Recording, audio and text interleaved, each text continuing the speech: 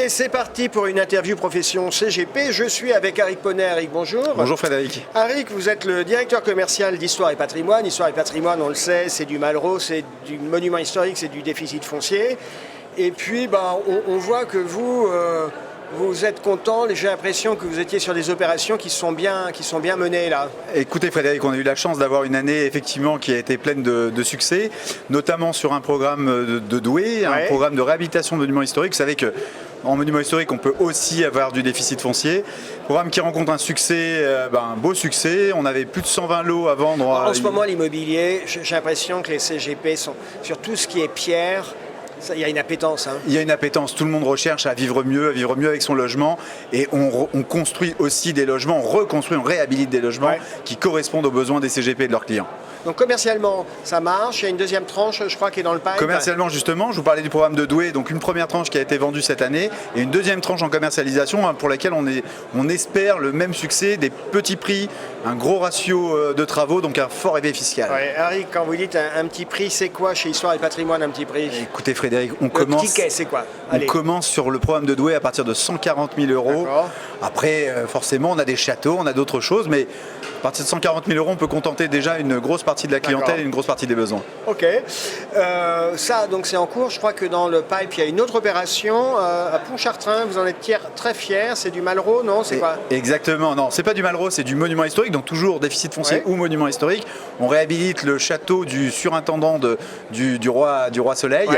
Une première tranche qui a été vendue cette année, qui a connu là aussi un beau succès, et une deuxième tranche l'année prochaine, des petits bâtiments, des petites maisons qui sont dans le parc du château. Là aussi, on attend au rendez-vous des clients et des partenaires. Pour les CGP qui nous écoutent, typiquement ce type de produit, ça va intéresser quel profil d'investisseur? Le profil vers qui on se dirige, c'est vraiment un investisseur qui connaît, qui maîtrise un peu l'investissement et qui a une tranche d'imposition qui va se situer à partir de 30 voire 41% d'impôt. C'est là où on a le plus fort levier fiscal. D'accord. Et là encore, le ticket, c'est quoi?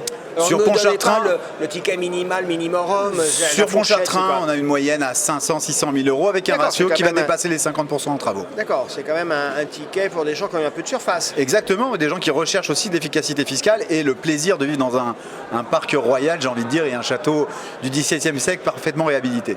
Ouais. Ça, c'est quand même du très très très beau produit. C'est du produit d'artisan. C'est du produit d'artisan. Nous, on fait du sur-mesure pour nos clients et du sur-mesure pour les bâtiments qu'on rénove. Les clients sont tellement enjoués que la plupart maintenant même recherchent aussi à peut-être se projeter dans une résidence principale, une résidence secondaire dans le futur. Donc ça reste aussi un produit de qualité où il fait bon vivre. Et donc les investisseurs sont aussi dans une logique de l'habiter. C'est pas nécessairement du pur placement. Il y a aussi la valeur d'usage. Frédéric, on s'en rend compte de plus en plus sur des programmes comme Pontchartrain et sur des programmes pornichés où les clients nous sollicitent et nous interrogent pour y habiter et pour y vivre. D'accord, ça c'est une évolution, parce que j'ai l'impression qu'il y a 5-10 ans, c'était plus purement du placement financier, non? C'est une évolution complète, mais ça va aussi avec l'étoffement de notre offre qui permet aujourd'hui d'offrir des logements qui sont plaisants pour faire habiter des locataires, mais aussi plaisants pour y vivre. Pour soi-même. Sur Histoire et Patrimoine, on l'a dit, vous êtes un artisan, vous faites du Malraux, du déficit foncier, du monument historique. Il y a aussi une caractéristique, on évoquait sur l'opération de Pontchartrain, c'est des tickets entre 500 et 600 000 euros. Exactement. Donc c'est un petit peu d'argent et souvent il y a un besoin de financement et je crois que vous avez mis en place une offre de financement. C'est la problématique qu'on rencontre chaque année. On a la chance d'avoir en actionnaire principal le groupe Altarea et Altarea a sorti maintenant Altarea Financement qui permet d'apporter une solution financière, donc un partenariat avec des banques et pour les clients pour que ils sont bien placés? Ils sont très bien placés, très compétitifs et surtout, ils assurent un suivi de qualité et d'information vis-à-vis des clients et vis-à-vis des partenaires. Donc c'est une vraie offre complémentaire par rapport à ce qu'on a aujourd'hui. Aric, on a beaucoup évoqué concernant Pontchartrain les investisseurs qui achètent pour occuper eux-mêmes. Il y a aussi les investisseurs qui achètent pour mettre en location. Et là se pose la question de la gestion.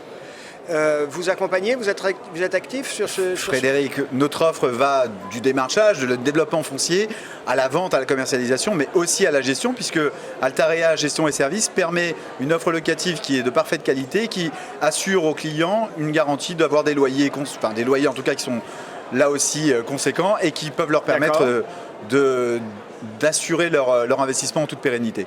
D'accord. Et ça, c'est toujours avec votre partenaire Altarea. C'est-à-dire que vous êtes en même temps un petit artisan, si je puis dire, hein, c'est pas péjoratif, Histoire et Patrimoine qui fait du cousu-main, et en même temps vous êtes backé par un groupe qui vous apporte du financement, de l'assurance sur les loyers. Frédéric, le groupe Histoire et Patrimoine a en réalité une histoire qui est bien plus ancienne que le partenariat qu'on a avec Altarea. Et depuis longtemps, on avait développé une offre de gestion et une offre de financement.